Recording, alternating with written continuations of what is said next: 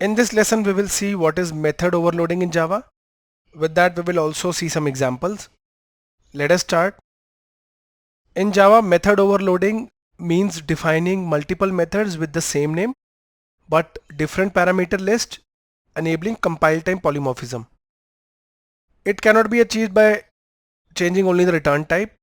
That is, the parameters must differ. This is widely used to make code more readable and flexible. The following are the benefits of method overloading in Java. So you can use the same method name for similar operations. So it enhances readability and maintainability. So you don't need to create methods with different names.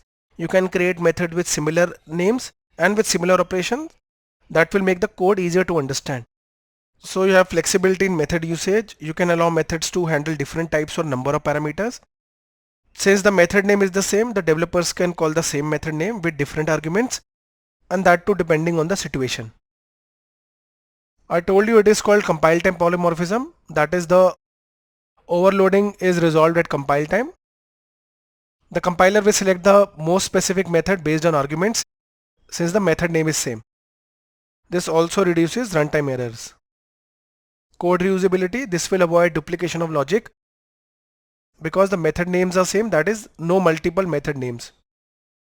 Since the method names are same, the developers can easily reuse the same method name across different scenarios. We will see some method overloading examples. So you can easily create one method with a similar name but different parameters. Let's say our method name is demoAdd. Here we have two parameters, int a and int b. We can also create more method with the same name. Can you see the method name is the same below?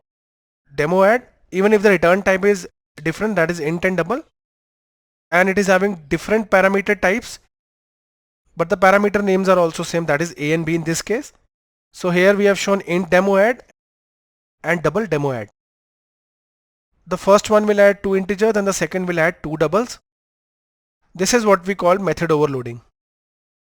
That is for the same action, that is addition here. We do not need to use different methods, we can use similar method names. To understand method overloading, we will see two examples. First, we will add numbers of different types, that is the example we just saw for int and double. And after that, we will add integers only when the number of parameters, that is the count of parameters, is different. So let us start with the first example in which we will add numbers of different types, that is int and double. We will overload the method demoAdd and perform the operations. We will just add two integers and then two doubles with the same method names, but the methods will be different. Here is VS Code. We already created our Amit Java project. Okay, and we now have our method overloading example. What we are doing here, we are adding numbers of different types. This is our class. Now we have two methods, demoAdd and demoAdd, with the same name because we have overloaded the demoAdd method. Okay, the name is same, but can you see the type of the arguments? Both are different. Okay, different types but same count of parameters. The count of the parameters is same, but the types are different. Then we have the main function. So since we are returning the values, we have called the function like this. Okay, it is returning an integer value, therefore int here. It is returning a double value, therefore double here. So this will return an integer value and will get saved here under n1. This will return a double value and it will get saved here under n2. And after that we are printing the addition of both because we are adding here. So what will happen? The main function will execute. It will call the demoAdd and it will automatically check at compile time that which function it needs to go for. For example, where the demo function will jump. It will jump here or here. This demo function will jump here because the parameters are integers, and it will just assign int a is equal to 5 and int b is equal to 10, and it will return the value of addition, that is 5 plus 10. It will return 15 and int 1 will be 15 and 15 will be displayed. Here it is adding two numbers 15. What will happen in double? It will check the parameters are double, so it won't go here, it will go here. DemoAdd, a will be assigned 3.5 and b will be assigned 4.3. The total will be 7.8 and will be returned here. N2 will be 4.8, and when you will run and print it, the output is 7.8, adding two doubles. Okay, we can just add this. Now it is fine. Now the indentation is fine. Okay, here. So guys, we saw how we can add numbers of different types with method overloading. Now let us see the second example in which we will overload the same demo method, but we will now add integers. We are taking only a single type this time, that is integers. Then how it is an overload method? That is because the count of the parameters will be different. That is a different example from what we just saw.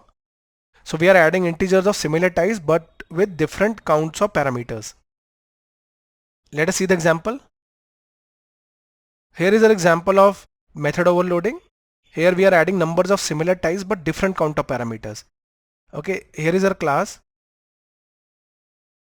and this is our method overloading, same function name.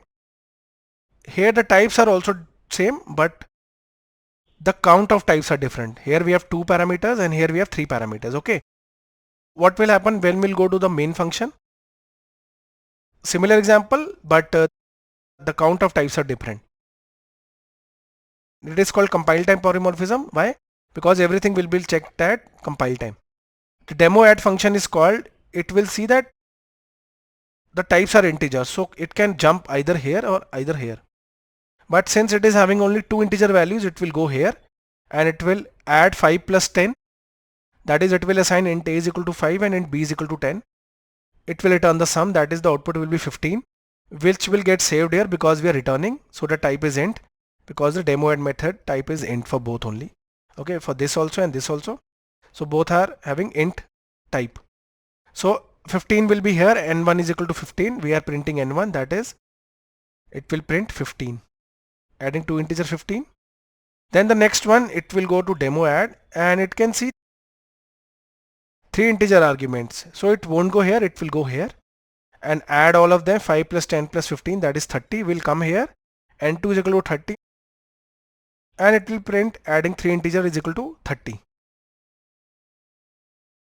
Here it is. So in this way we can work with overloading. We saw 2 different examples. Thank you for watching.